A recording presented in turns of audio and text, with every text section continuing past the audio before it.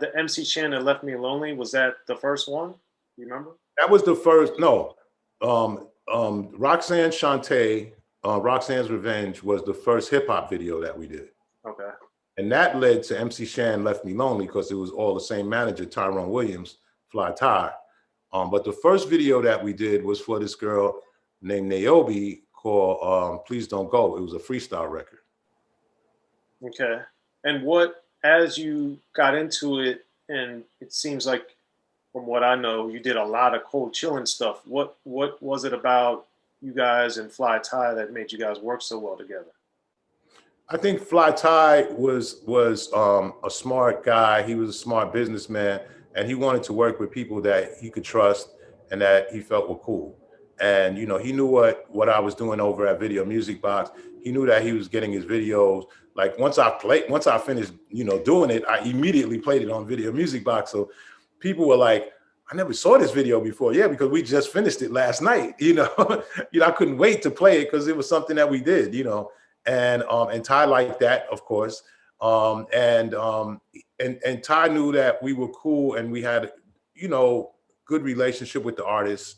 You know, with Shan, with Shantae. You know, it was new to him too. You know, he never did videos before. You know, Fly Ty. You know, neither, you know, Russell didn't either in the beginning. You know, it was, you know, by this time, Def Jam is kind of coming around. But, you know, prior to that, it was, you know, with Run-DMC, it was, you know, Profile Records was making all those videos. And so, you know, so they got to see the process, you know, with somebody that they know. They saw how we did it. So Fly Ty was learning from us just as much as we were learning from him. Okay.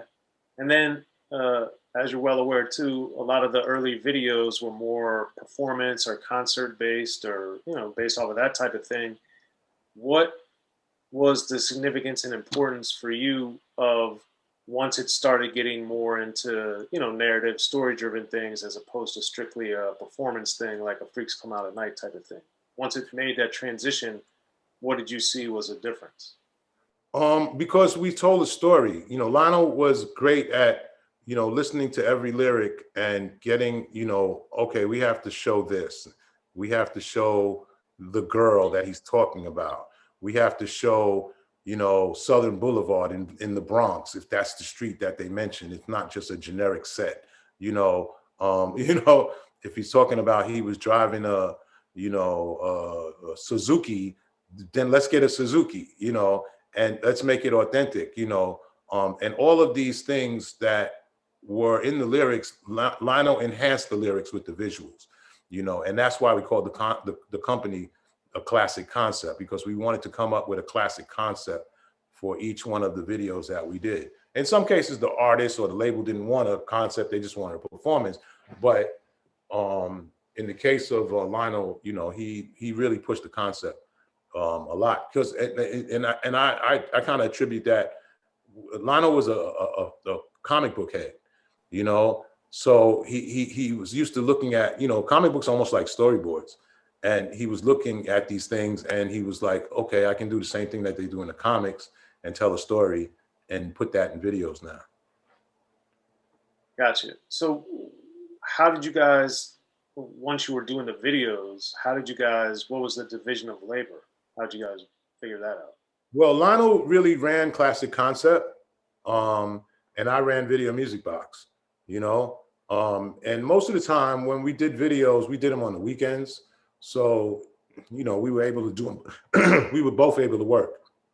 But some cases, you know, like I wasn't there, and, you know, and it was just, you know, it'll be fine. Lionel's got it. You know, if I'm doing Video Music Box, Ralph's got it. It's no problem. Yeah. Okay. And then as you started doing stuff more with Video Music Box, how did you guys navigate playing videos? Because I know working at magazines and stuff, everybody was, you know, there's a limited amount of space, you know, just like there's only a certain amount of minutes. So how did you guys navigate people expecting you to do stuff versus the reality of what was happening with Video Music Box? Well, we were playing more videos than anybody else at that particular genre of music, you know, because we were on every day. So we were on every day for an hour. And we started breaking the days up, at least with Video Music Box. We started breaking the days up into like, old school Monday. So, we might play more, Houdini and Fat Boys on a Monday, and Curtis Blow. And then on Tuesdays, it was Tasty Tuesdays. So that was like slow jams. So, there were a lot of R&B, good R&B songs out at that time, and, Anita Baker and stuff like that. It was good stuff. So we were like, okay, let's dedicate a day for that. And then on Thursdays or Fridays and Saturdays was more like the hot stuff. Let's play what's hot, what we feel is hot or what's new. And so people knew that if, they missed it on Friday, it would repeat on Saturday. So all of the hot videos were on Friday and Saturday. Everybody wanted to be on Friday and Saturday, of course. But we still had Wednesdays and Thursdays we could play videos. And so we just, we did the best we could, in getting stuff in there. And sometimes, the thing that was great about it is that we played like, local artists that weren't signed. They kind of made a video on their own. And, like now, people make their own videos and, and they, it's not polished, but, the song was decent.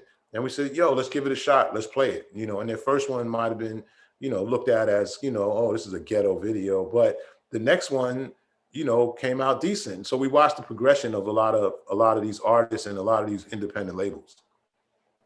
Gotcha. And then some more things with Cold Chillin' that I'd seen that you had co-produced the Roxanne film. Yeah. So with that, there's one I watched that I thought was really good, but I also was curious about what would you say were some of the challenges as a producer recreating that time? Because unlike a lot of other stuff, there isn't a lot of video per se. I know you guys are there, obviously, which helps exponentially. But then creating it to make it make sense in 2017, how did you guys bridge that gap? Well, Mimi Valdez was executive producer on that, and Mimi's a hip hop head from day one. Been part of the scene. With different Vibe magazine and all these different magazines that she worked with. She was the editor, and so she has knowledge of hip hop. And she came in and she said, "Hey, Ralph, I'm working on this thing with Roxanne Shante, and the only reason why I know about Roxanne Shante is because of you." And I said, okay. And she said, because I was a little girl watching Video Music Box, and you had her on there doing interviews, and you had her, you played her first video, and and I was just amazed. And now I have the opportunity to tell a woman's story in hip hop, and I would like to do that. And so I said, I'd be honored, so let's do it. And so the first thing she called me. I remember the first meeting was to look at wardrobe. and so I don't know, where the wardrobe person got wardrobe from, but she was like, is this authentic? Is this authentic? Is this right? And I'm like, yeah, that looks like, what would be worn at that particular time. And then I looked at the script and I looked at, what people were saying, and it was authentic. They had already went through that already. And so I played a role where, like there's a scene where there's a DJ in the club and Shantae and Biz are performing. And, and did we have the right equipment? Do we have the right speakers? Do we have the right mixer? Do we have the right turntables in there? All of those little details, because, there's a hip hop police that if you don't get it right, you don't have the right records in the crate, they're going to be like, hey, that wasn't out at that time. So we paid close attention to all of those details, and that was really my role in the whole production of it. And I think that also Shantae liked the idea that I was there because she knew I was there with her from day one, and she knew that I got it. So if she wasn't maybe paying attention to something, she knew that Ralph had her back on with his eyes on what was going on. Okay.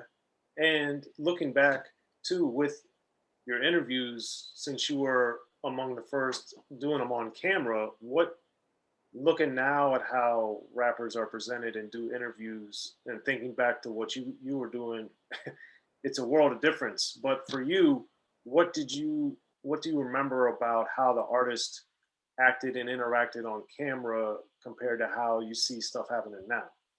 Yeah, big difference because we all knew each other. Like hip hop was like a small circle of people, and it wasn't like millions and millions of people watching this and making a judgment on you online and all this kind of stuff, right? It was just a small circle. So it was the artists wanted to make like they knew me. I wanted to make like I knew them. Even if we didn't know each other that well, we just made it feel like it was like that. And we were just having a conversation, and it might have been about something that happened last night, you know, and we weren't necessarily going through the details of, oh, when is your album going to be released? Why did you use this producer? Why did you do, it wasn't a lot of that conversation, even though the producer might have been sitting right next to them, and so it was more like a clubhouse where you came in and we just kind of kicked it, and then I'll see you tomorrow, or I'll see you next week. And literally sometimes it was like that. They came back next week like, yo, it was crazy. And it was for the people that were part of the scene, it made sense because all those people knew the story, because they were there. So if you were watching this, you felt like you were getting an inside peek into something that happened that you didn't know about. You saw it but everybody else seems to know about it, and I didn't, go, oh, so folks, if you don't know what's happening here, last night, like very rarely did I do that. I just talked, and if you got it, you got it. If you figured it out, you figured it out. And that was what Video Music Box. It was a place where you could come in and just be like, be yourself. It's like I remember 50 Cent said to me, he was right. I was getting ready to do an interview with him, and he said, okay, I got to do this thing with MTV, then I'll be back. And I said, okay, fine. And he came back and he said, okay, now I can be myself because this is Video Music Box. So it was a different approach when it was with me. We could be, we could have fun. It didn't have to be so structured.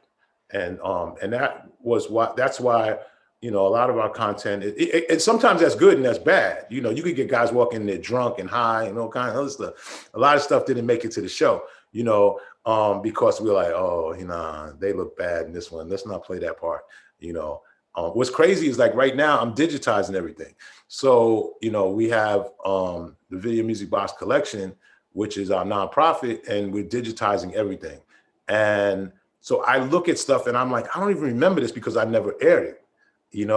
And so, it's very interesting to see, the progression of a lot of these artists.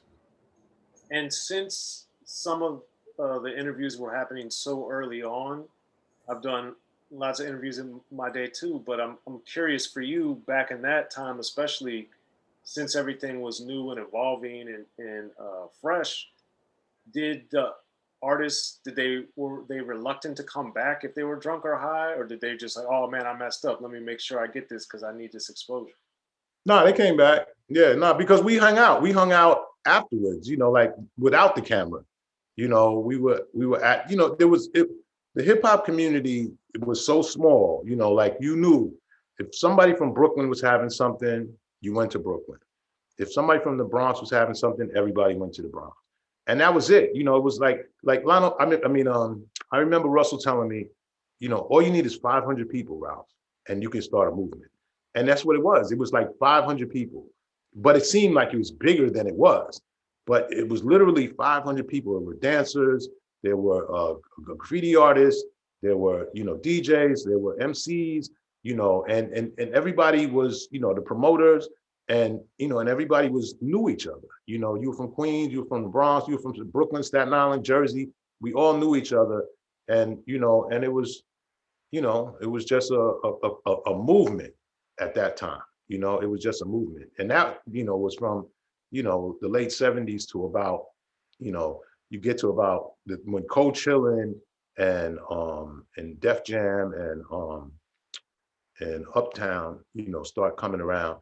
Then it's starting to build up a little bit. It's starting to make a movement, but prior to that, it was still just friends. It wasn't that heavy on the business side, which is why a lot of people had bad record deals. So Be sure to check out the History of Gangster Rap by Soren Baker. He's official. History of Gangster Rap features exclusive interviews with Ice-T, Snoop Dogg, MC Ren, the D.O.C, and dozens of others. The History of Gangster Rap, a definitive look at how Los Angeles changed rap forever. In Los Angeles, the streets definitely set the tone of the hip-hop music. At 19, I got a $50,000 car. My whole angle always was, I'll be street, but I will always tell you the horrors that go along with this life. It would be penalties and casualties for just wearing the wrong color in somebody's neighborhood. And once gangster rap made it from the streets to the TV, the genre exploded. With Fab 5 on your MTV back with NWA. Yo MTV, it just catapulted us from being local heroes